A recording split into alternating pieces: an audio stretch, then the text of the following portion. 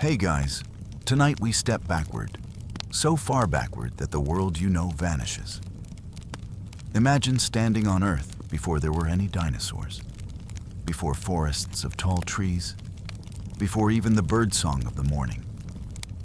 The air is thick with volcanic gases, the sky often veiled in haze, and the ground itself shifts and quakes as continents drift apart like rafts on a restless sea.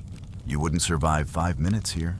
The air is too different, the heat overwhelming, and the creatures strange enough to unsettle even the bravest explorer.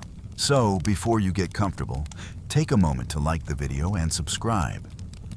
But only if you genuinely enjoy what I do here. I'd also love to know where you're tuning in from and what time it is for you right now. Now, dim the lights, maybe turn on a fan for that soft background hum, and let's ease into tonight's journey together. The Earth you step upon is raw, young in spirit, though already 4 billion years old. Volcanoes belch fire across darkened skies, and continents wear different shapes, still shifting toward the outlines we'd one day recognize. Oceans teem with strange life. Ammonites with spiraled shells, fish armored like knights, and vast reefs of creatures that will vanish long before dinosaurs ever walk the land. On the shorelines, amphibians and reptiles creep slowly onto land, clumsy but determined, their lungs gulping air as though it were treasure. A mainstream fact anchors this world. Long before dinosaurs, reptiles known as synapsids, creatures that looked oddly like reptilian mammal hybrids, were the rulers of Earth. Dimetrodon, with its towering sail, prowled the Permian period around 290 million years ago, millions of years before the first true dinosaur appeared. For a time, these synapsids controlled the land, only to be nearly wiped out in the Great Permian Extinction, when volcanic eruptions poisoned the seas and skies. The silence after that extinction feels almost endless. 9 out of 10 species vanish, entire forests wither, oceans turn lifeless. And yet, life claws its way back. Small reptiles scuttle across baked plains. Amphibians linger in shrinking rivers. Plants like cycads and conifers stretch toward sunlight, painting patches of green across blackened earth. But it is not all bleak. Here and there, quirks of survival surprise you. Paleontologists point to strange burrows preserved in stone, tunnels dug deep into the earth where small creatures may have sheltered from the chaos above. One fringe theory even suggests that fungi briefly ruled the planet, feasting on the dead and spreading across barren ground like ghostly forests. Imagine walking among towering fungal pillars, white and hollow, a world where mushrooms were the giants. Out of this chaos, reptiles take the lead. They evolve tougher skin, stronger lungs, and eggs that can survive without constant water. With these tools, they spread, filling niches left vacant by extinction. The land itself begins to shift. The supercontinent Pangaea forms, a vast single mass stretching from pole to pole. Its interior is dry, hot, and brutal, with few rivers. Here, only the hardiest plants and animals survive. You walk across endless deserts, the horizon shimmering, lizards darting beneath your feet, their scales shining like polished stone. Yet scholars still debate the pace of recovery. Did life rebound quickly, within a few million years? Or did ecosystems stumble for far longer, teetering on the edge of collapse? The rocks speak in fragments, and paleontologists argue over their whispers. What's certain is that in this crucible, the ancestors of dinosaurs quietly take shape. Small, upright reptiles, no bigger than dogs, already experimenting with the posture that will define their kind. At night, the stars blaze brighter than you've ever seen. Untainted by city lights, the constellations unfamiliar because continents drift in strange positions beneath them. The air hums with the chorus of insects older than history. And somewhere in the darkness, a reptile hisses softly, its eyes glinting like coals. you feel the stirrings of a new world, the faint heartbeat of creatures destined to rise. This is the stage before the curtain lifts, the soil in which the story of dinosaurs is planted. Volcanic fire, endless deserts, strange survivors, and silent skies. These are the ingredients of beginnings. You do not yet see the giants, the hunters, the feathered dreamers, but you sense them coming. The earth is readying itself, shaping the ground, sculpting the air, setting the stage for a dynasty that will one day dominate every forest, plain, and ocean shore. You step forward into a new dawn, the Triassic period, about 250 million years ago. The scars of Earth's greatest extinction still mark the land, but slowly, steadily, life begins to return in forms strange and unfamiliar. The world feels tentative, like a wound still healing, but also restless, as if preparing for something vast and unprecedented. You walk across cracked soil that crunches beneath your feet, through valleys where young rivers carve thin lines through red desert. The air smells of resin from conifers, sharp and clean compared to the choking smoke of the Permian. You feel the pulse of survival quickening. The first true dinosaurs are tiny, almost laughably so. They are not yet the giants you expect. No towering sauropods, no terrible tyrants. Instead, they resemble upright lizards, lightly built, darting on two legs like nervous birds. They scavenge, they nip at insects, they flee from larger predators. They are scrappy survivors in a world still ruled by others. One mainstream fact roots you in this time. The earliest confirmed dinosaur fossils date to around 230 million years ago, found in places like Argentina's Ixigualasto Basin. Creatures such as Eoraptor and Herrerasaurus roamed there, small, fast, and carnivorous. Not kings, but opportunists. You crouch in the dust and watch them dart between cycads, their tails stiff for balance, their clawed hands clutching scraps of meat. They are fragile yet persistent, their very existence a gamble on evolution's table, and yet they are not alone. The Triassic is filled with rivals. Massive amphibians lurk in rivers, their jaws snapping shut on anything foolish enough to wade too close. Reptiles called Rauisuchians, ancestors of crocodiles, dominate the land with long limbs and crushing bites. Even small mammal-like creatures, your distant ancestors, scurry through underbrush, hiding from shadows. Dinosaurs in this era are minor players, living in the margins, biding their time. A quirky detail adds color to this world. Some of these early reptiles may have had vibrant skin, patterned in stripes or spots to confuse predators. Fossilized pigments are rare, but hints suggest their scales weren't the dull gray you might imagine. Picture a herd of little Coelophysis, shimmering green or orange as they zigzag through ferns, almost playful in their movements. They look more like a flock of oversized lizards than the thunderous beasts of later ages. Still, the uncertainty remains. Paleontologists debate exactly how these earliest dinosaurs evolved. Did they split suddenly from other reptiles after the extinction? Or did they diverge slowly, blending traits over millions of years? Some argue they arose in South America alone, then spread. Others suggest multiple origins across Pangaea. The fossil record is patchy, like torn pages of a book, leaving more questions than answers. You continue walking, and the land itself feels unsettled. Pangaea stretches vast, and its interior is scorched by seasons of brutal heat, followed by monsoons of rain. The storms come suddenly, with lightning that cracks across the horizon, drenching plains where small dinosaurs scramble for cover. Rivers flood, then dry into cracked salt pans where carcasses bake in the sun. Survival here is a constant test, favoring the adaptable over the mighty. And the dinosaurs adapt.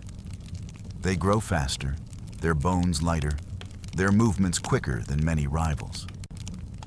Their upright posture, legs tucked beneath them rather than sprawling like lizards, gives them endurance, the ability to chase prey or flee danger without tiring. Step by step, they carve a niche in this chaotic world. At night, you rest by a riverbank, the air buzzing with insects older than memory. Strange cries echo in the dark. A Rauisuchian bellow, the high-pitched chirp of insect-eating reptiles, the rustle of small mammals in the leaves. You hear the splash of something massive in the water, and you remember, dinosaurs are not yet kings. They are shadows in the undergrowth, rising but not yet dominant. And yet, in the hush before dawn, you sense destiny stirring. You see young Herrerasaurus leap onto prey, their teeth glinting in the first light. You see Plateosaurus, one of the earliest long-necked herbivores, browsing leaves high above smaller creatures. The dynasty is beginning, fragile but inevitable. These are the first chords of a symphony that will crescendo across millions of years.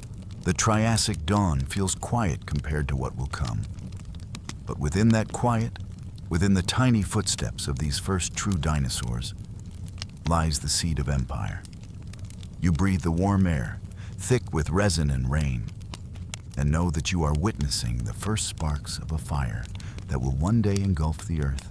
You press onward into the late Triassic and early Jurassic, and the ground beneath your feet feels different now. What began as scattered shadows, small, bird-like reptiles darting between ferns, has swollen into something larger, stranger, more commanding. Dinosaurs are no longer only survivors lurking in the undergrowth. They are beginning to stretch, to rise, to become giants that hint at the world to come. The earth itself seems to sigh, settling into their reign. The land is vast and bare in places, but forests have grown thicker. Conifers, cycads, and ginkgos spread across floodplains. Ferns paint the ground green. Rivers braid through valleys, carving wide, silty beds that flood when rains return. The air smells of resin and wet earth, warm even at night. You walk through groves where tree trunks reach skyward like columns, the canopy a roof shading you from the relentless sun. Insects hum loudly, dragonflies as wide as your hand buzz past your face. And somewhere in the shadows, a croc-like Rauisuchian still prowls, though it no longer commands the land as it once did. Now the dinosaurs arrive in earnest. Plateosaurus roams in herds, their necks long enough to strip branches most creatures cannot reach. At nearly 30 feet, they tower over the landscape, clumsy on all fours, but surprisingly agile when they rear on hind legs to browse higher leaves. The ground trembles as dozens move together, their calls echoing across the plains. To you, they feel like walking trees, alive and restless. One mainstream fact anchors you here. By the end of the Triassic, dinosaurs had spread across Pangaea, inhabiting nearly every continent. Their fossils have been found from South America to Europe to Asia, evidence that they were no longer confined to small corners, but had become global travelers. They were not yet dominant, but their reach was undeniable. And then come the predators, sleek hunters testing their strength against this new abundance. Dilophosaurus, with twin crests on its head, stalks river valleys, its jaws long and lined with sharp teeth. At over 20 feet, it dwarfs the Herrerasaurus of earlier days. Its footfalls are measured, deliberate, as though it knows the land is shifting in its favor. But the rivals have not vanished completely. Crocodilian relatives still linger, snapping at the unwary. Large amphibians still dominate some rivers, lunging at fish and reptiles alike. For now, power is balanced, each species carving its own realm. Yet you can feel the tide turning, the upright stride, the fast growth. The endurance of dinosaurs are advantages too sharp to be ignored. A quirky detail colors your walk. Paleontologists believe some of these early sauropodomorphs may have swallowed stones, called gastroliths, to help grind leaves in their stomachs. Imagine a herd of Plateosaurus stooping not only to feed on plants, but also to gulp smooth river rocks, rattling in their bellies like natural millstones. It is an odd, almost comical habit, but one that helps them grow vast on tough vegetation. Scholarly uncertainty lingers, though.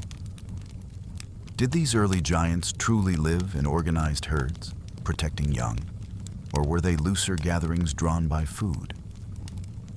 Fossil trackways show groups moving together, but whether that means family bonds or simple coincidence remains debated. You look at their long shadows stretching across the floodplain and wonder if loyalty already stirs in their reptilian hearts, or if survival alone drives them forward. The Earth itself changes alongside them. Pangaea begins to rift, tearing slowly into the continents that will one day drift apart. Lava seeps from cracks, building new ridges. Earthquakes rumble, rivers shift, climates swing between extremes. In these upheavals, many creatures falter, but dinosaurs adapt, spreading into new niches. Long-necked browsers for forests, swift bipeds for plains, armored forms beginning to experiment with defense. You rest one night on a ridge, the sky wide and filled with stars. Below, the silhouettes of Plateosaurus stretch like moving towers, their calls soft and resonant, like low horns in the dark. Across the river, a Dilophosaurus bellows back, its crests glowing faintly in moonlight. The land feels alive, pulsing with energy, as if the Earth itself is preparing for a new order, and you realize something. What began as fragile survivors has become undeniable. The age of giants has begun, not yet at its peak, but enough to shake the ground beneath you. The footsteps of Plateosaurus, the cries of Dilophosaurus, the forests bending under the weight of feeding herds. These are the first drumbeats of a symphony that will thunder for 150 million years. The tiny dawn of dinosaurs is over. The giants are rising, and the world is theirs to claim. The world grows louder now, alive with the footsteps of new rulers and the echoes of their rivals. You leave behind the early herds of Plateosaurus and the crested hunters of the Triassic, stepping deeper into an era where predators and prey test each other like flint striking steel. The land smells of wet soil and pine resin. Mornings are filled with the calls of creatures that no human ear has ever truly heard.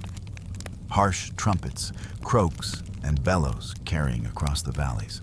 And beneath those sounds lies tension, for the rise of dinosaurs is not uncontested. The Triassic is closing, the Jurassic still waiting, and the stage is crowded with strange contenders. Rauisuchians, those towering crocodile-like reptiles that once strode as lords of the land, still linger. With their sprawling jaws and long limbs, they crush prey with terrifying ease. They are not true dinosaurs, but they look the part. And to you, they seem every bit as fearsome. For a time, they hold ground. They are the old guard, unwilling to surrender. A mainstream fact grounds this moment. Fossil beds in North America and Europe show that Rauisuchians were apex predators in the late Triassic, some reaching 30 feet long. They were among the fiercest land animals of their time. But around 200 million years ago, as the Triassic ended, a series of extinctions swept them away, leaving space for dinosaurs to surge forward. Until then, the world is balanced precariously. On one side, the Rauisuchians, croc-line predators ruling rivers and plains. On the other, the rising dinosaurs, lighter, faster, more enduring. You stand at a crossroads where dominance is not yet decided. The battles play out in scenes etched into the earth. Herds of early sauropodomorphs, long-necked and wary, shuffle through conifer groves, lifting their heads to snatch needles others cannot reach. In the shadows, a Rauisuchian waits, jaws open wide enough to swallow a calf whole. But before it can strike, a pack of small theropods dart forward, Caulophysys, sleek and swift, nipping, distracting, forcing the giant to retreat. For the first time, you see cooperation tip the scales. Dinosaurs are not yet the largest, but they are cleverer, more adaptive, more relentless. And sometimes, their survival comes down to quirks of chance. One fossil bed in New Mexico holds dozens of Caulophysys skeletons tangled together. Did they die in a flash flood, drowned as they hunted too close to the water? Or were they drawn by cannibalism, feeding on their own young in desperate times? Scholars still argue, the bones unable to tell the full story. You crouch beside them, the stone whispering two versions at once, neither certain, both haunting. The earth itself seems to take sides. Massive volcanic eruptions erupt along Pangaea's rift zones, belching gases that poison skies and oceans. Climate swings wildly, heat baking the land one century, chill creeping in the next. Rauisuchians, once kings, falter under these stresses. Amphibians retreat, struggling in poisoned waters. But the dinosaurs, lighter, faster, egg layers that can scatter widely, endure. Where the old lords stumble, the new heirs rise. A quirky detail paints the scene brighter. Some paleontologists suggest that even in this early stage, certain small dinosaurs might have sported proto-feathers. Simple filaments, not for flight, but for warmth. Imagine a dawn where tiny, feathered hunters huddle together, their fluff glowing in sunrise like sparks against the dark. It seems almost whimsical, yet it is survival, a cloak against cold nights, an edge over rivals who relied only on scales. The uncertainty deepens as you walk. Was it truly volcanic fire and climate chaos that ended the Rauisuchians? Or were dinosaurs simply better suited to new niches? Did fortune or fitness crown them? No answer is final, but you can feel the balance tipping. And then the Triassic ends in a cataclysm. Whole lineages vanish. The Rauisuchians fall silent. The air clears, the forests stretch, the rivers widen. When the dust settles, the land belongs not to the old predators, but to the dinosaurs. The giants are ready to expand without rivals standing tall against them. You climb a ridge and gaze across a valley. Below, herds of early sauropods move like rivers of flesh, their necks swaying in rhythm. Among them, small theropods weave, bold now without Rauisuchians to fear. The sun glows red against volcanic haze, painting their scales in fire. You realize the world has shifted. The dynasty is no longer fragile. The throne is theirs. The predators of the Triassic are gone. The age of dinosaurs, true and unchallenged, has begun. The silence left by the Rauisuchians does not last. Nature abhors an empty throne, and into that vacancy surge the dinosaurs with a vigor that seems unstoppable. You feel it the moment you set foot into the Jurassic. The air itself buzzing with vitality, the forests thicker, the rivers broader, the animals larger and stranger. The extinction that swept away rivals has opened the gates to a new kingdom, and dinosaurs pour through with unstoppable force. You walk among landscapes transformed. The supercontinent Pangaea is beginning to split, opening rifts that will one day form the Atlantic Ocean. Lava flows harden into black cliffs, and new coastlines shimmer with waves. The climate softens in places, wetter and greener than the deserts of the Triassic. Fern prairies stretch like carpets, and conifers tower like cathedrals. It feels as though the world itself has thrown open its arms to the new rulers, and what rulers they are. You first hear them before you see them. The deep, resonant thuds of footsteps so heavy the ground trembles beneath you. Then, emerging from the forest, a herd of sauropods. Their necks stretch skyward, their tails trailing like living whips, their sheer size dwarfing every creature you have seen before. Diplodocus moves slowly but surely. Dozens of tons of muscle and bone, reaching higher into trees than any rival could dream. You tilt your head back, and still you cannot see the full sweep of their necks without stumbling. One mainstream fact roots you in awe. By the Middle Jurassic, sauropods had reached sizes unmatched in history, some stretching over 100 feet long. They were the largest animals ever to walk the land, their bones lightened by air sacs, their bodies powered by constant grazing.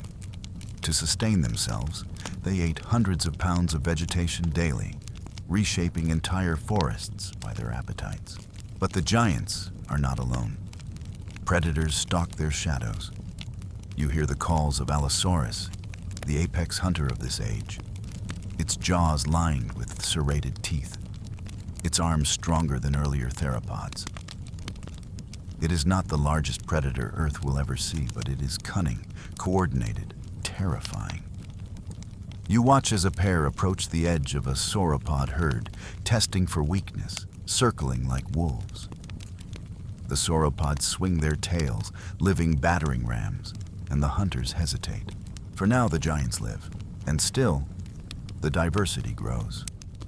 Stegosaurs with plates rising like sails along their backs graze ferns near the rivers. Ornithopods scurry in groups, their beaks snapping leaves, their ears twitching at every sound. The land teems with dinosaurs of every shape and size, a kaleidoscope of evolution. You realize this is no longer the tentative dawn. It is an explosion, a flourishing unmatched in scope. A quirky detail makes you pause by a stegosaur. Paleontologists believe the plates along its back may have been flushed with blood, glowing red or orange in courtship displays or intimidation. Imagine standing in twilight as a herd of stegosaurs flare their plates like lanterns, shimmering in the dusk, a sight both beautiful and alien. Yet uncertainty lingers even here. Scholars still debate how sauropods lived. Did they move in vast herds across continents or in smaller family groups? Did Allosaurus hunt cooperatively, or was each attack a solitary gamble? The evidence is tantalizing but incomplete, leaving room for wonder. You stand in the middle of it, hearing the echoes, feeling the weight of questions unsolved. The Jurassic world is not static. Storms roll in, drenching plains, thunder booming like the footsteps of giants. Volcanoes rumble, reshaping valleys overnight. Earthquakes split rivers, forcing herds to migrate. You walk through this chaos, and everywhere you look, dinosaurs adapt. They expand into every niche, tall and small, armored and swift, herbivore and predator. At night, you find yourself at the edge of a lake. The air hums with the croak of amphibians, the splash of fish, the distant calls of sauropods echoing like foghorns. The moon rises over silhouettes of long necks, their shapes cutting across the sky. Fireflies spark among reeds, and the still water reflects both stars and giants. The sight is almost serene, yet you know it is the calm of a world roaring with life. The age of giants has begun, and the earth itself seems to revel in it. From deserts to forests, from mountains to coasts, dinosaurs stride without rivals to challenge them. Their forms stretch imagination, their dominance unquestioned. And as you rest, lulled by their distant calls, you realize the world has shifted permanently. The throne of Earth, once contested, now belongs fully to the dinosaurs. The Jurassic explosion has crowned them, and their reign will echo for millions of years. The world now belongs to giants. You feel it the moment you step into the late Jurassic plains. The ground itself seems to vibrate under their weight. the air heavy with the sound of rumbling bellies and the slow crash of tails sweeping across fern beds. Forests bend beneath their appetite, rivers darken with their footprints, and the horizon is alive with moving mountains of flesh and bone. This is the age of giants in its purest form, where sauropods stretch toward the sky and redefine what it means to be alive on Earth. The land looks different here. Valleys swell with greenery, conifer forests stand tall like pillars of a temple, and ferns spread in endless carpets beneath their shade. You walk beneath tree trunks that stretch 100 feet, yet even these towers seem small compared to the creatures that feed upon them. A herd of Brachiosaurus looms before you, their forelimbs longer than their hind, necks angled upward like cranes, nibbling at the very tops of trees. Each step shakes loose a rain of needles, their movements steady and unhurried, as though the world itself must yield to their pace. One mainstream fact grounds this awe. Brachiosaurus and its kin were among the largest land animals ever to exist, weighing up to 80 tons. Their bones were honeycombed with air sacs to lighten their bulk, and their hearts, massive as barrels, pumped blood-up necks as long as buses. You pause at the base of one's shadow, and it feels like standing beneath a moving cliff. Yet these giants are not alone. Across a nearby plain, another herd grazes. Diplodocus, long and lean, with tails stretching like whips that could crack the air with sound strong enough to deafen predators. They sweep their necks low across fern fields, stripping vegetation in swaths. The ground becomes a patchwork of cropped green and trampled mud, testimony to their endless hunger. A quirky detail makes you smile. Paleontologists suspect sauropods may have traveled in age-structured herds, with juveniles grouped together at the center for protection, while larger adults ringed them like living walls. Imagine a nursery of long-necked toddlers, awkwardly tottering, guarded by parents whose shadows could cover entire clearings. The sight feels almost tender in a world dominated by scale and hunger. But the giants also live with constant threat. Predators prowl their edges, testing for weakness. Packs of Allosaurus circle, their serrated teeth glinting as they dart in and out, aiming for the calves, the sick, the stragglers. You watch one charge, bold and desperate, only to be repelled by a tail swing that carves the air with terrifying force. Dust rises, predators retreat, and the herd moves on, unbroken. Still, scholars argue how exactly these giants lived. Did they migrate across continents, endlessly walking to feed their massive frames?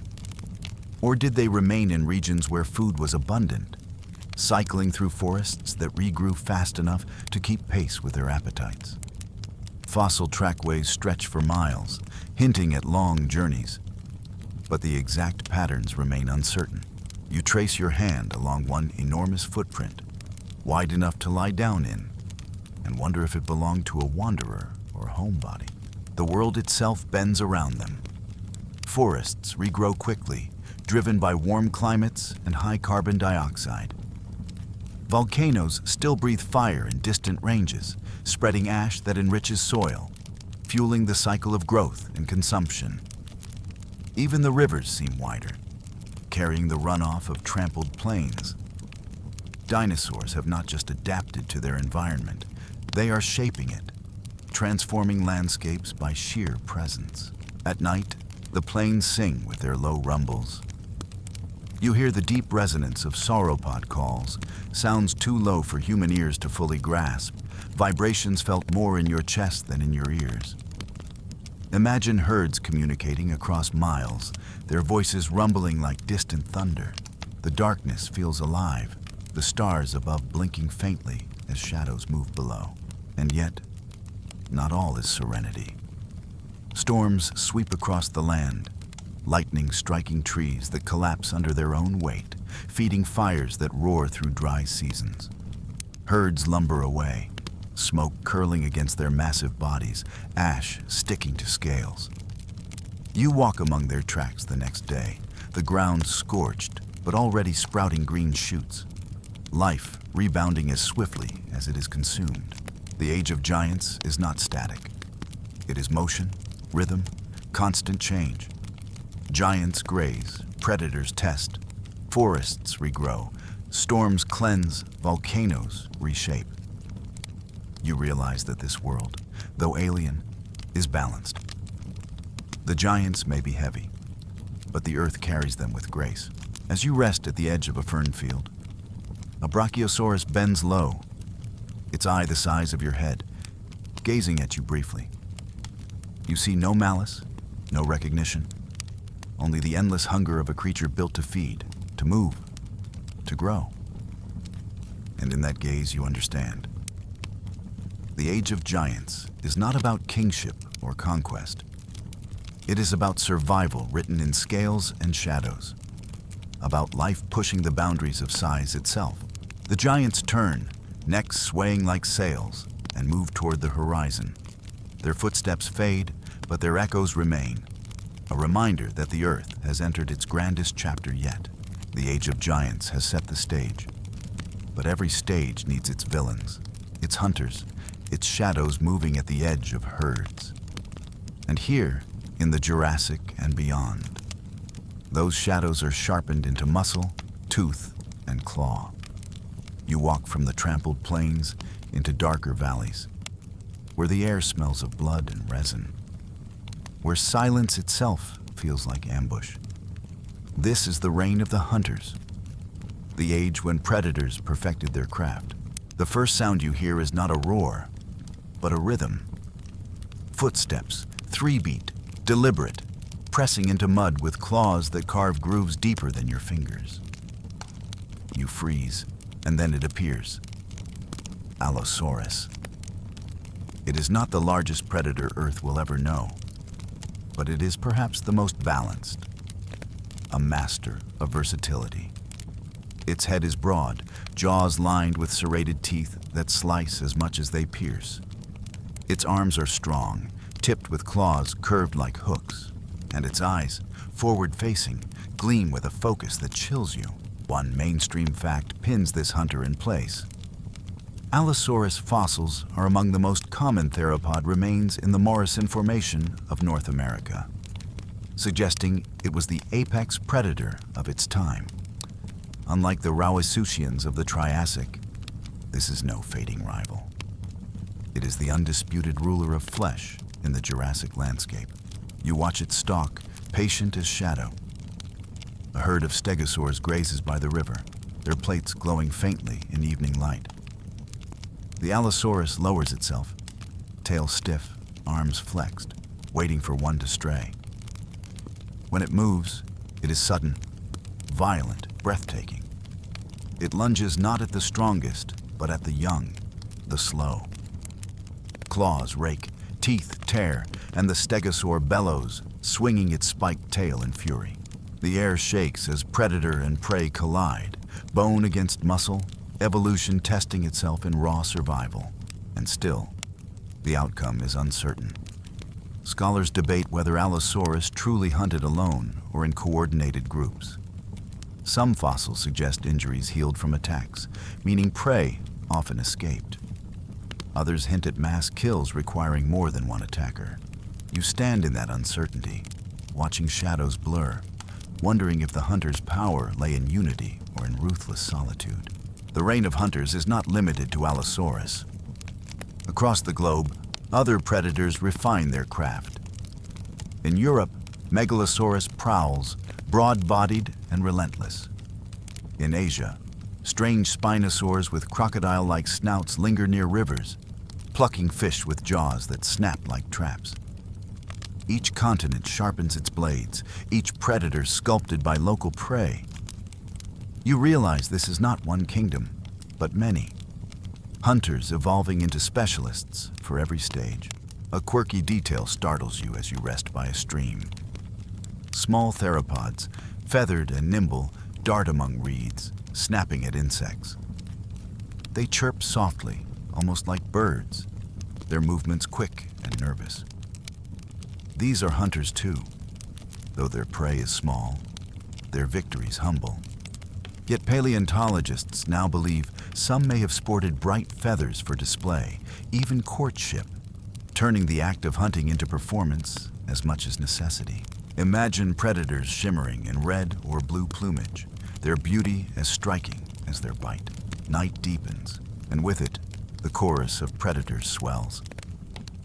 You hear distant bellows, deep, resonant like drums. You hear high-pitched screeches that echo off cliffs. You hear splashes in rivers, wings beating from pterosaurs startled into the air. Every sound reminds you that in this world, to sleep is to risk being devoured. You lie still, heart thrumming, realizing that even giants like Brachiosaurus are never truly safe. The reign of hunters also reshapes the land itself. Carcasses left by kills enrich the soil, feeding insects, fungi, and plants.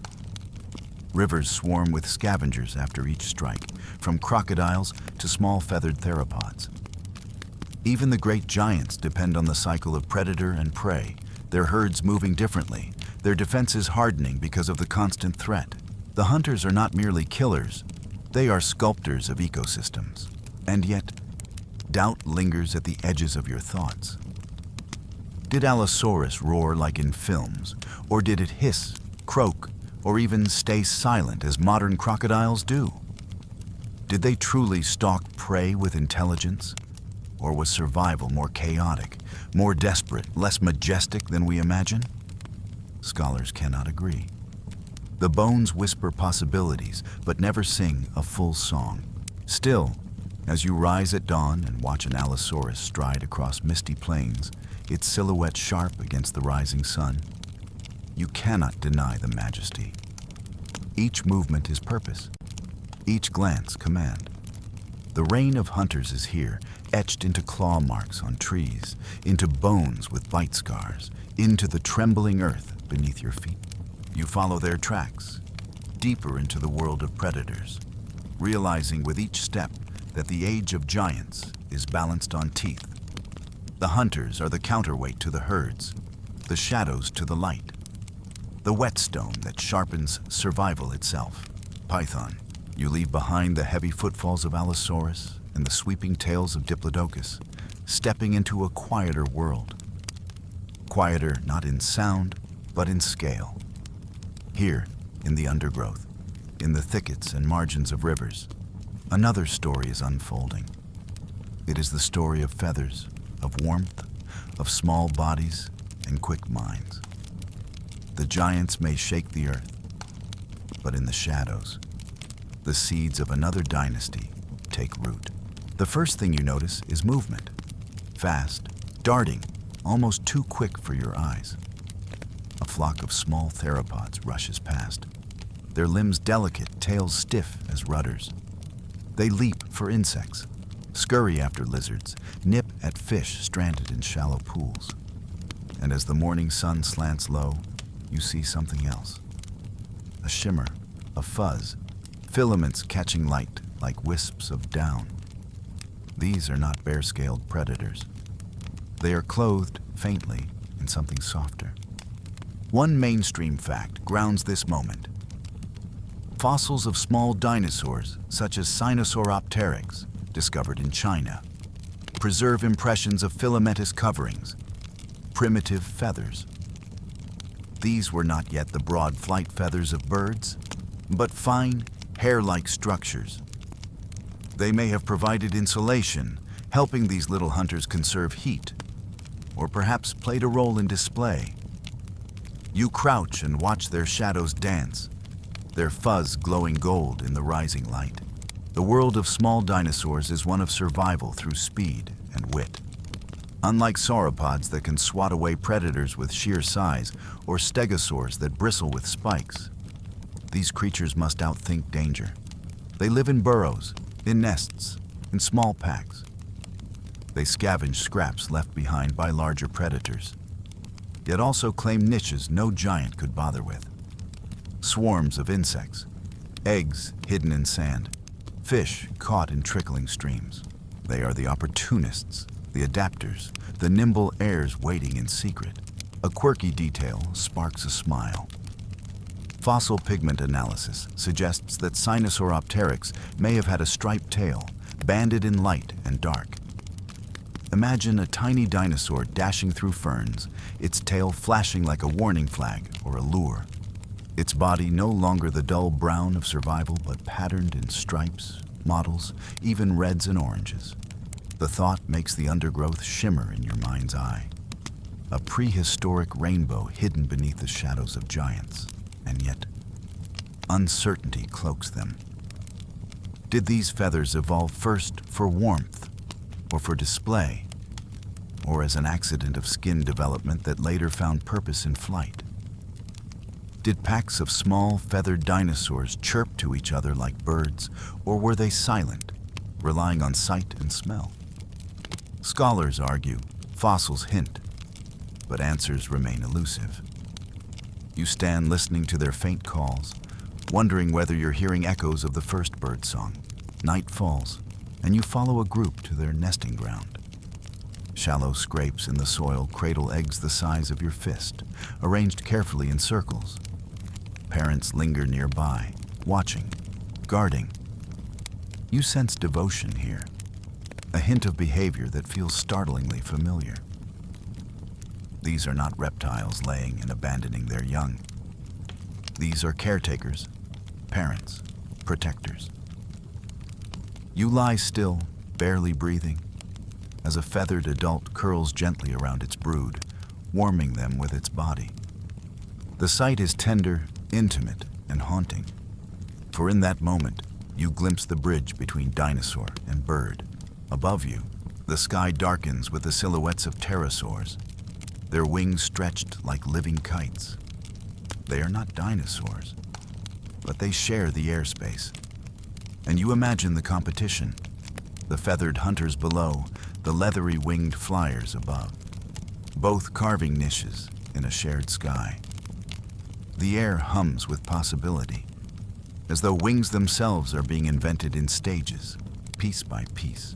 By day, the feathered hunters scurry beneath the shadows of sauropods, fearless in their smallness. A brachiosaurus lowers its head to graze, and tiny theropods dart between its legs, plucking insects stirred from the ferns.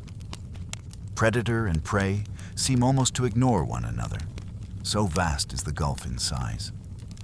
Yet you know that when giants fall, when climates shift, it will be the small and the feathered that endure. The giants may rule the plains, but here, in the brush, a quieter revolution stirs. Feathers spread, colors bloom, behavior grows more complex. The reign of the hunters may dominate headlines, but the future belongs, quietly, to these sparks in the undergrowth. And as dawn breaks again, you realize you are watching history's secret.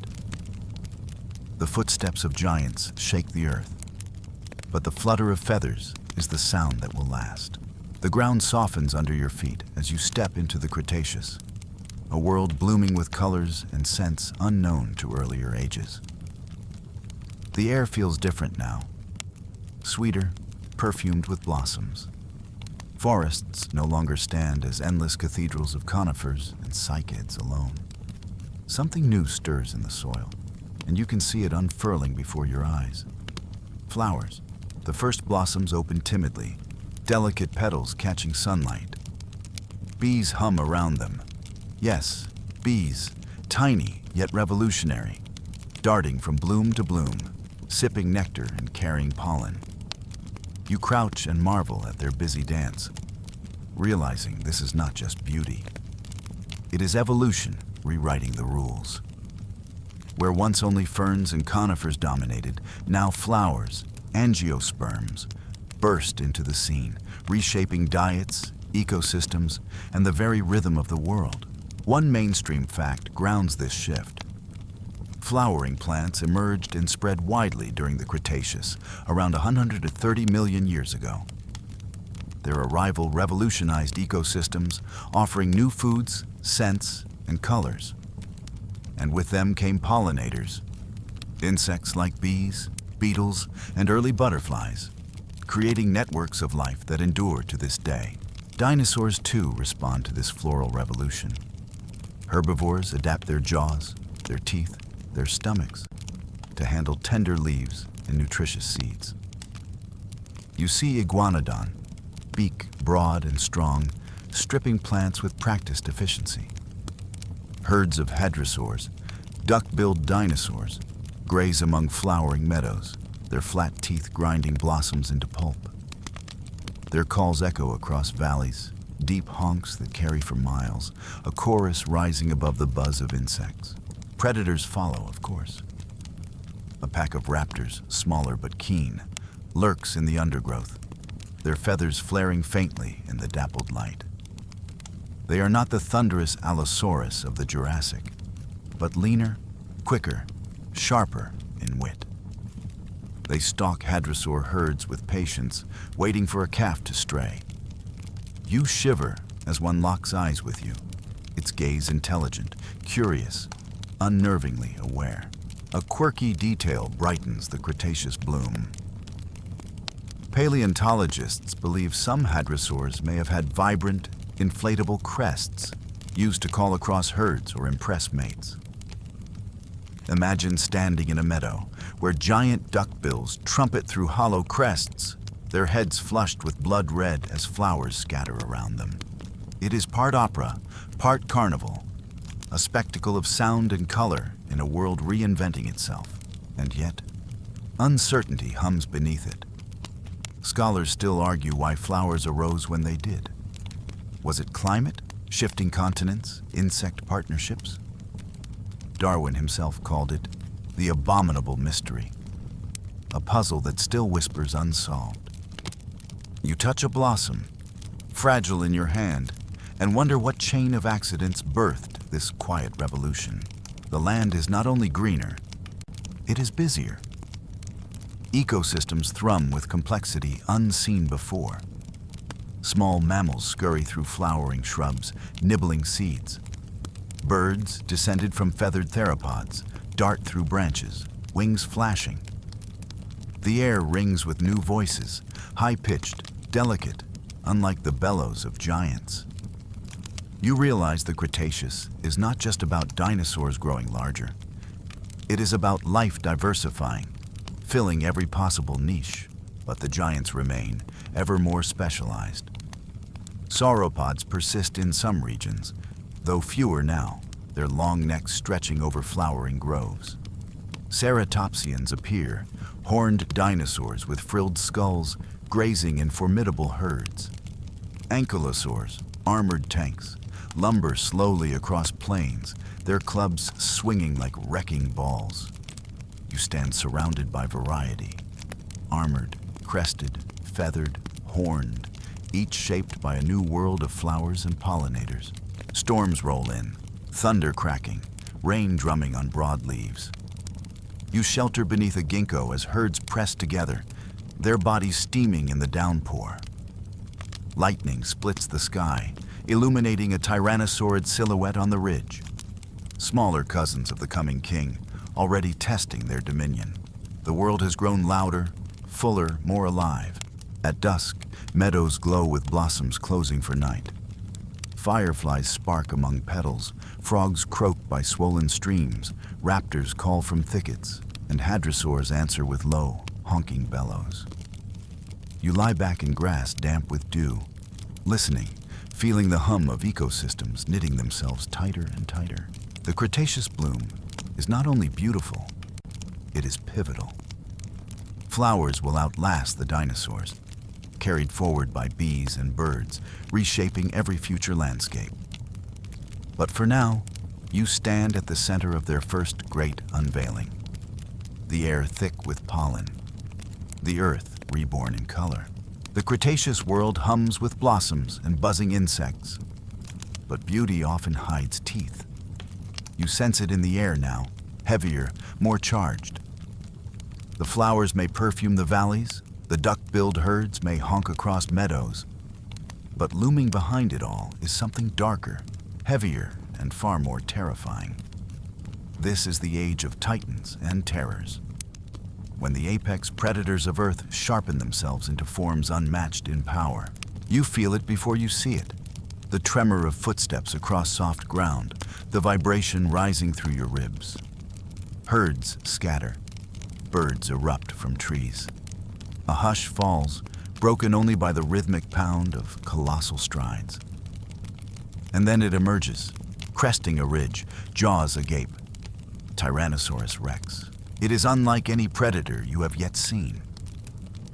Larger than Allosaurus, heavier than the spinosaurs of distant rivers, its head is a fortress of bone, its teeth thick as daggers, serrated to crush and shear in equal measure. Each bite is estimated to deliver thousands of pounds of pressure, enough to snap bones like twigs. Its eyes, forward-facing, lock with binocular precision. When it moves, forests seem to part, and the world itself seems smaller in its shadow. One mainstream fact pins the terror in place. T-Rex roamed North America at the very end of the Cretaceous, around 68 to 66 million years ago. Fossils show it reached over 40 feet in length, stood taller than a bus, and weighed nearly 9 tons. Its bite force remains the strongest measured of any land animal in history. You stand frozen, watching it test the air with nostrils sensitive enough to smell prey miles away. And yet, T-Rex is not alone in this pantheon of predators. In South America, Giganotosaurus stalks the plains, nearly rivaling its northern cousin in size.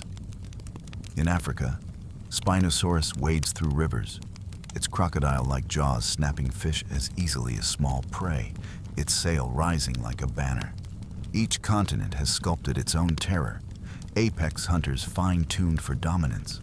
You imagine a world map dotted with nightmares, each one unique, each one supreme in its realm. A quirky detail makes you pause. Recent studies suggest that T-Rex may not have roared like in movies, but produced deep, low-frequency rumbles. Sounds you might feel more than hear, vibrating through the ground and into your chest. Imagine standing in a forest, hearing nothing but silence, yet your bones buzz with a subsonic hum. That, perhaps, was the true voice of the tyrant lizard king. And still, uncertainty coils around them. Were they hunters or scavengers, or both? Did T-Rex truly chase down prey, or did its bulk favor ambush and intimidation? Fossils show healed bite marks on ceratopsians and hadrosaurs, evidence of attacks survived, but also skeletons gnawed after death. Scholars argue fiercely, their voices echoing through time. You, standing at the edge of a meadow as T-Rex lowers its skull toward a fallen hadrosaur. Feel the truth might be both.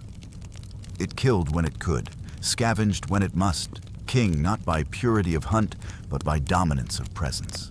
The prey, too, evolve in answer to such terrors. Herds of Triceratops graze together, their frilled skulls and 3 horns gleaming like shields and spears. Ankylosaurs, armored tanks of bone and scale, swing their tail clubs with force enough to shatter bone. Hadrosaurs gather in massive groups, relying on safety in numbers and loud alarm calls. Each adaptation is a response to fear, a balance to the tyrant's hunger. You wander into a floodplain at dusk, where shadows stretch long. A herd of Triceratops moves slowly, young kept to the center. The air is heavy, still. Then, the silence breaks. Birds scatter, the herd stiffens, and the tyrant appears. It does not rush. It does not need to. Each step is deliberate, each pause a test of nerves. The herd shifts uneasily, horns angled, tails lashing. You realize you are witnessing a standoff older than humanity. Predator and prey locked in silent dialogue, power against resilience. When the attack comes, it is sudden and violent.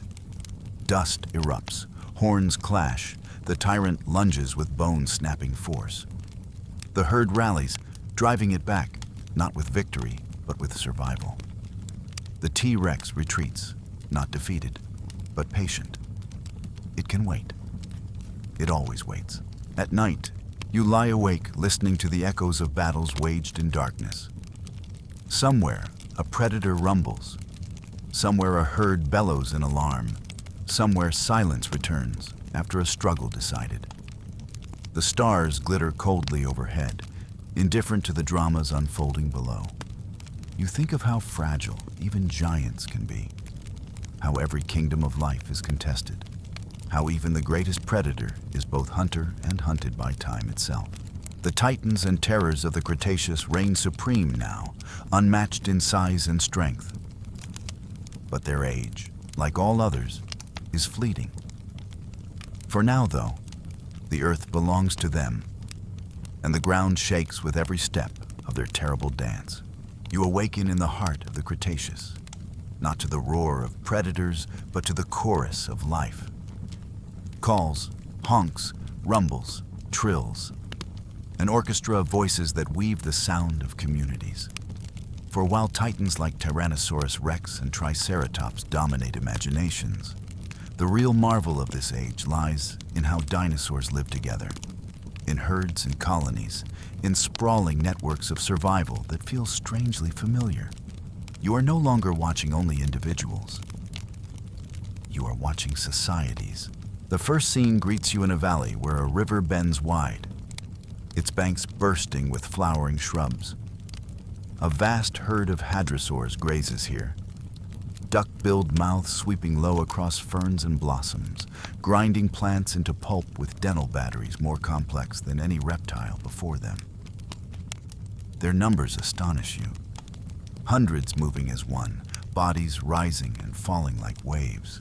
Calves stumble in the center, protected by walls of larger adults, while sentinels on the edge lift heads, eyes darting, ears twitching for danger. One mainstream fact roots this in science. Fossilized nesting grounds, such as those of Maiasaura in Montana, show evidence of communal care.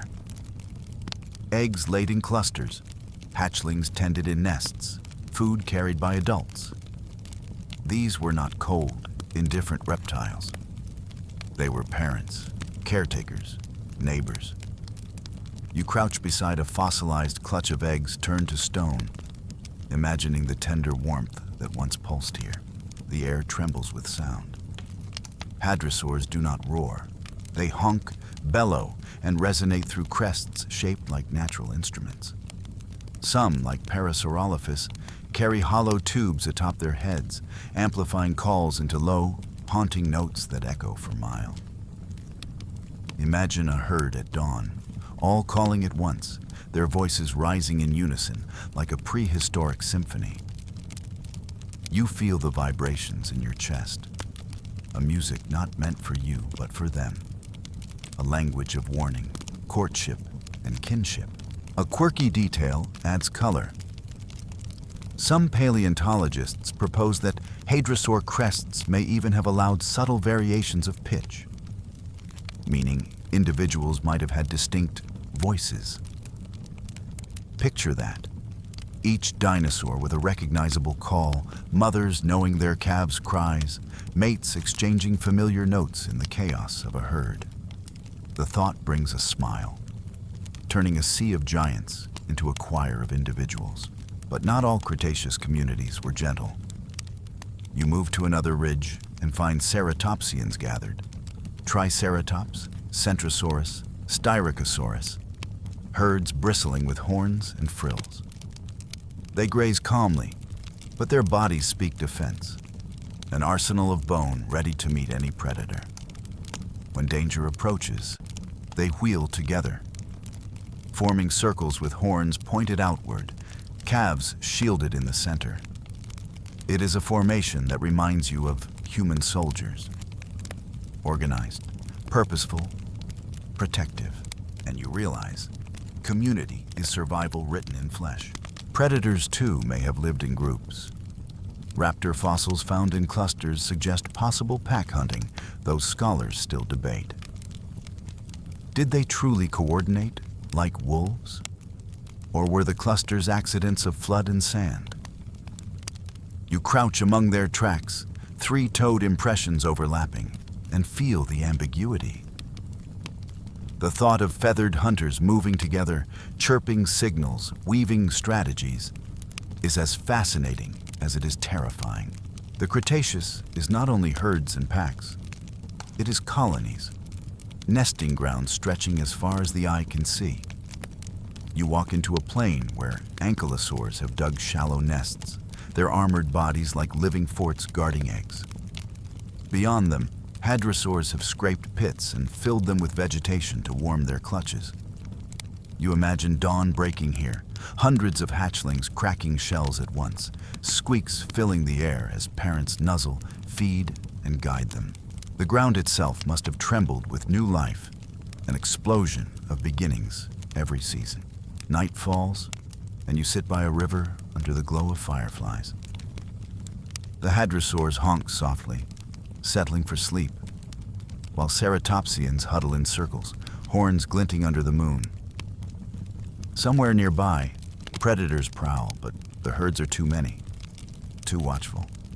The balance is delicate, but it holds, sustained by numbers, vigilance, and bonds, invisible, yet powerful. And yet, scholars wonder, how deep did these bonds run? Were they instinct alone, or was there something more? Affection, loyalty, memory? Did a Maiasaura truly grieve for a lost chick? Or was care only a programmed reflex? The fossils cannot tell us. You sit listening to the low murmurs of a herd, the way calves press close to mothers. And you suspect the truth lies somewhere between instinct and something warmer. The communities of the Cretaceous feel alive around you. Not just beasts surviving, but societies thriving. They are teachers, protectors, guardians of their kind. And though predators circle and storms rage, these bonds hold. For millions of years, they will hold. You lie back in the grass, eyes heavy, as herds move in the distance, a living tide across the plains. The earth may still tremble with tyrants, but here you see the quieter story, the power of together. The dawn feels lighter now, though the ground still thrums with the weight of herds. As you step further into the Cretaceous, the world reveals something more delicate, more astonishing than the horns of ceratopsians or the clubs of ankylosaurs. For while the giants dominate the plains, some dinosaurs are shrinking, lightening, and taking to the air. Here you witness the greatest transformation of all, the birth of birds. The first hints are subtle. A shadow flits across your path, smaller than any predator you've seen. You look up and glimpse a creature perched on a low branch, its claws still curved like a hunter's, but its body cloaked in feathers. It tilts its head, curious, and when it leaps, it does not fall. Its wings, feathered and strong, beat against the air, carrying it into the canopy. You have met Archaeopteryx. One mainstream fact grounds this wonder. Discovered in 1861 in the limestone of Germany, Archaeopteryx fossils revealed both feathers and dinosaur traits. Teeth, claws, a long bony tail. It stands as the iconic missing link, proof that birds are not separate from dinosaurs, but their living descendants. You marvel as it glides between branches, half reptile, half bird, a creature straddling worlds, feathers spread across evolution like fire. Once mere filaments for warmth, they now shape into veins strong enough to catch air. Some small theropods develop wings capable of short bursts of flight. Others lengthen feathers for display. You watch as a pair of feathered raptors chase insects in a clearing, their plumes flashing red and blue in sunlight. They leap, flap, and return to the ground, not yet masters of the sky, but apprentices learning its rules. A quirky detail tickles your imagination. Fossil evidence suggests some feathered dinosaurs may have had iridescent plumage, shimmering like modern hummingbirds. Imagine forests where sunlight breaks into rainbows on their backs, predators and prey alike glittering as they move. The thought makes the world suddenly brighter, as if dinosaurs carried jewels not in crowns, but in feathers. You wander to a lake at dusk, where pterosaurs wheel overhead. They are not birds, not dinosaurs, but their flight dominates the skies. Long beaks snap at fish, wings stretch wider than small planes. Yet beneath them, in the reeds, tiny feathered theropods hop and flutter, claiming niches pterosaurs ignore. You watch them dart after insects, wings beating awkwardly but persistently. They are shadows now, but you sense destiny bending toward them. And yet, scholars debate endlessly.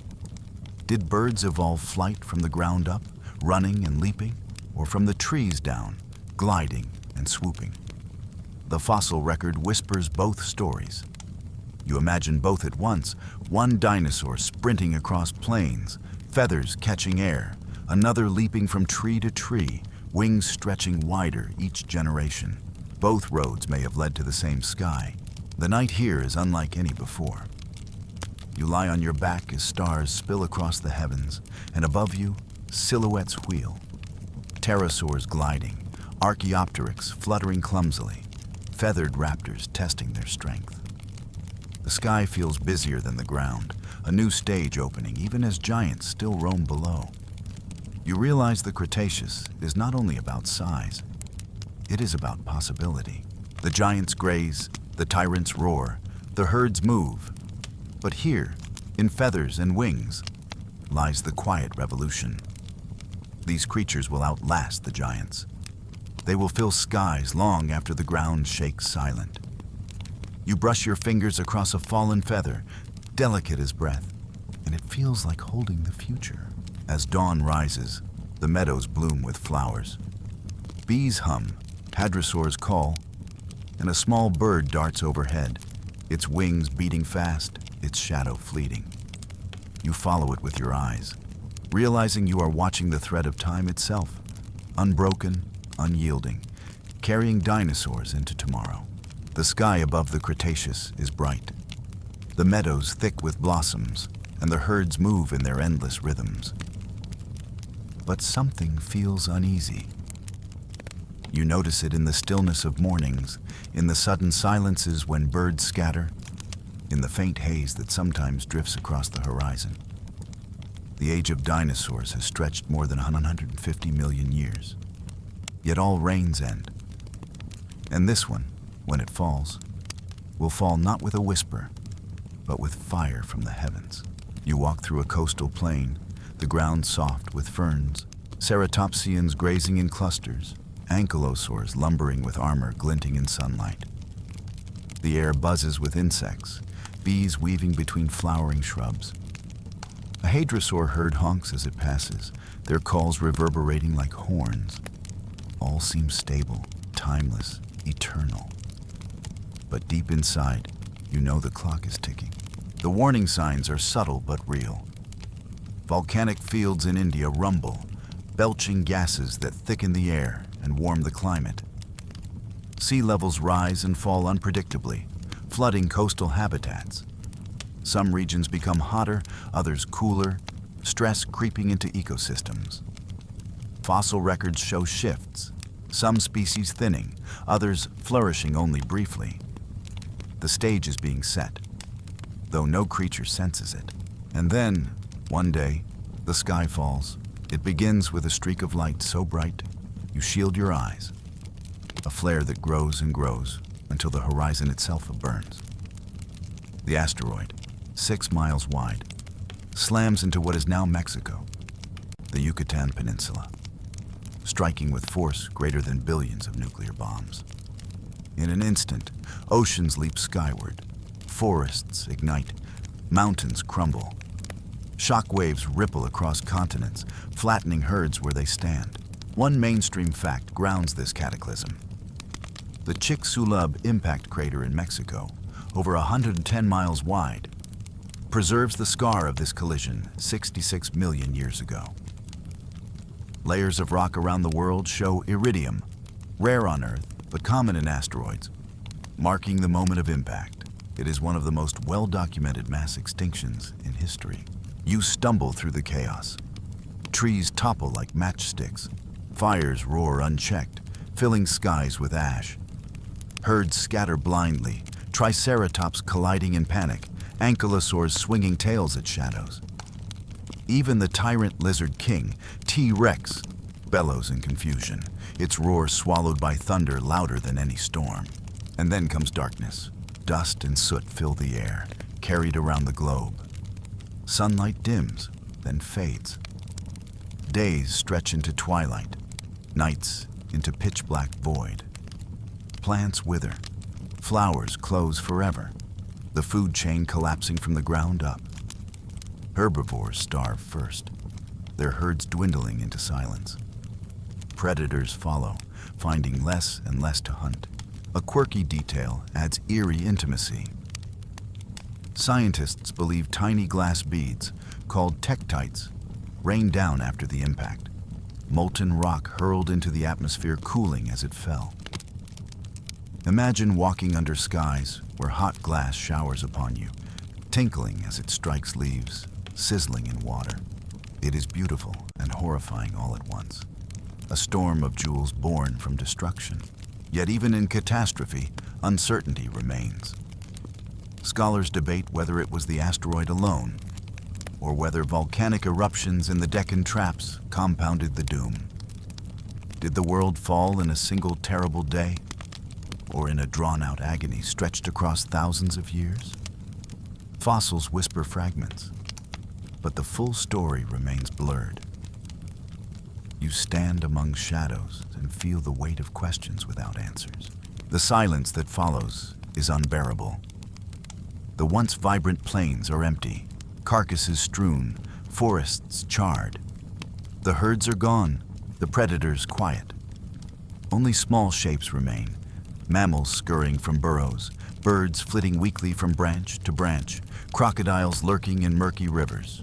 Life, humbled but unbroken, clings desperately to the ruins. The day the sky fell was the end of an empire older and longer than any human civilization. And yet, it was not the end of life. The world trembles, smolders, and quiets, ready to rebuild. But the age of non-avian dinosaurs has closed forever. You look up at a sky still hazy, the sun faint behind ash, and you realize you have just witnessed one of history's sharpest edges. A single moment when dominance ended and the Earth turned to a new chapter. The silence after the cataclysm is unlike anything you have felt before. For millions of years, the Earth rang with the calls of giants, the bellow of sauropods, the honk of hadrosaurs, the low thunder of footsteps across plains. Now, only wind moves through the blackened forests, carrying the smell of ash and damp earth. You walk through this silence and feel how heavy it is, as if the world itself is holding its breath. The impact has shattered more than bones. Dust and soot choke the skies, blotting out the sun. Without light, photosynthesis falters. Plants wither, flowers close. The lush meadows of the Cretaceous collapse into barren fields. Herbivores, once so plentiful, vanish first. No food for them means no food for the predators.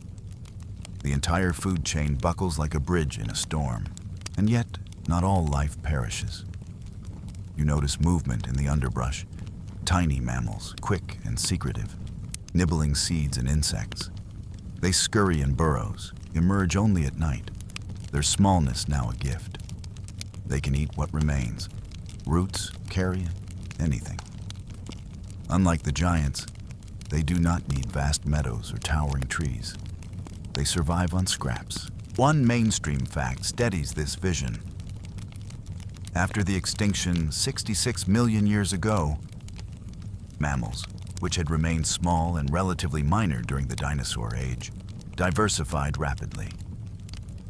Within a few million years, they filled the niches left empty by the fallen giants, eventually giving rise to primates, whales, and, much later, humans. But mammals are not the only heirs. You look up and see birds, ragged but alive, flapping from branch to branch. They are not the great Archaeopteryx of earlier times, but smaller, hardier descendants of theropods, survivors of the storm. Their feathers, once ornaments of display, now serve as insulation against the cold world. They peck seeds, insects, even ash-covered fruits, adjusting to scarcity. In their eyes gleams something both ancient and new. The endurance of dinosaurs in feathered form. A quirky detail flickers in your mind. Fossilized seeds have been found in the stomachs of early bird survivors. Imagine that. Tiny creatures surviving apocalypse not through might or cunning, but through swallowing seeds tough enough to endure both stomach acid and planetary catastrophe. These seeds pass through, sprout, and in doing so, feed their carriers again. Birds and plants, bound in resilience, reweave life together, one meal at a time. The Deccan traps still rumble in distant India. Massive volcanic fields spilling lava for thousands of years, releasing carbon dioxide, shifting climates once more. Scholars still argue, was it the asteroid alone that ended the dinosaurs? Or did these volcanic eruptions conspire with it, weakening ecosystems before the final blow? The answer remains uncertain, locked in rocks and isotopes, debated in hushed academic halls. You stand between fire and shadow, feeling the ambiguity, knowing extinction rarely comes from one cause alone. Forests regrow, slowly, tentatively. Ash gives way to sprouts, sprouts to shrubs, shrubs to trees. Insects return in buzzing clouds, reclaiming the air. Small mammals multiply, filling burrows, hunting at dusk. Crocodiles linger in rivers, patient and unchanged, reminders of resilience older than dinosaurs themselves. Turtles slide into streams, dragonflies shimmer once more. Life bends, but it does not break. And yet, the giants are gone.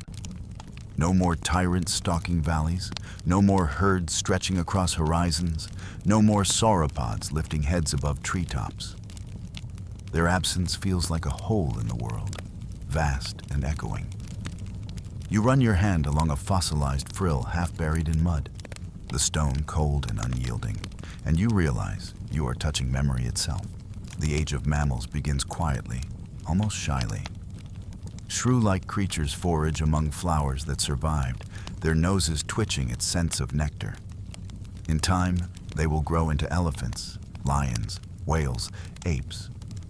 But now, they are still small, shadows beneath the recovering canopy.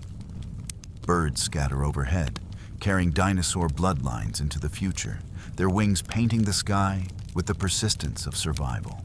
The earth is bruised, but not broken. In this silence after the ashes, life waits, gathers strength, and begins again. You listen closely and hear it, the faint rustle of mammals in the brush, the soft flap of wings, the whisper of leaves reborn. These are the new voices of a world rebuilding. The dinosaurs may be gone, but their echoes linger in every bird that sings, in every mammal that prowls, in every seed that sprouts after fire. Out of destruction comes renewal. And you stand at the turning of ages, watching the earth take its next breath. The silence that followed the asteroid's fury has long since lifted. Forests thicken again, flowering plants spread across continents, and new animals rise to fill the empty niches. The world looks different now, but if you listen carefully, you still hear echoes. The shadows of a reign that lasted for over 150 million years. The dinosaurs are gone in body, but in spirit they remain, carried forward in stone, in bone, in feather, in song. You walk into the Eocene dawn, some 10 million years after the impact. Mammals are larger now, bolder, filling the world with shapes unfamiliar. Hooved grazers, climbing primates, predators with saber teeth. Yet every time you stumble upon a cliffside or riverbank and see stones studded with bones, you are reminded of who walked here first. Fossils litter the earth like forgotten chronicles, waiting for eyes to read them. One mainstream fact roots this story in the present. Human discovery of dinosaur fossils began centuries ago. often mistaken for the bones of giants or dragons. Only in the 19th century did paleontology emerge, with discoveries like Megalosaurus, Iguanodon, and Archaeopteryx rewriting our understanding of history. You walk alongside early fossil hunters, their lanterns glowing in caves, their chisels striking rock, their imaginations straining to piece together creatures that defy belief. Dinosaurs are not only bones, though. They are mysteries. Scholars debate whether they were warm-blooded or cold-blooded, whether their colors were drab or vibrant, whether their behavior was reptilian or closer to birds. Each new fossil whispers hints, but never the whole truth. You lean over a slab where feather impressions remain delicate as smoke, and you realize you are staring not at death, but at survival. Proof that what once seemed lost still flies in today's skies. A quirky detail makes you chuckle softly. In the 1800s, some paleontologists believed Iguanodon's thumb spike was a horn placed on its nose. Imagine a great dinosaur reconstructed with a spike like a unicorn, paraded in museums, only later corrected. The bones tell stories, but only if read carefully, and sometimes even experts mishear their voices. Birdsong surrounds you as you walk. Robins, sparrows, hawks, all of them heirs to the theropod legacy. Their feathers, their wishbones, their hollow bones, all carry the signature of ancestors who once sprinted, hunted, and leapt through Jurassic forests. You look up at a hawk circling high and see not just a bird, but the ghost of a raptor, wings stretched over 66 million years. The dinosaurs are not gone. They are alive, perched on telephone wires, hopping in gardens, gliding through skies. Yet uncertainty lingers, as it always has. Why did some lineages survive when others perished? Was it luck, adaptability, diet, or simply chance? Did mammals thrive because of intelligence, or because they were small enough to hide? Did birds endure because of feathers, or because of seeds they could eat when plants withered? The answers blur, leaving you with questions as vast as the skies the dinosaurs once ruled. You find yourself in a museum now, centuries later, staring at skeletons reconstructed with care.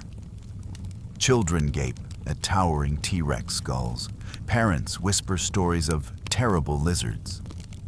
Paleontologists debate in journals. Artists paint in colors. Filmmakers roar in sound. Dinosaurs live again not in flesh, but in imagination.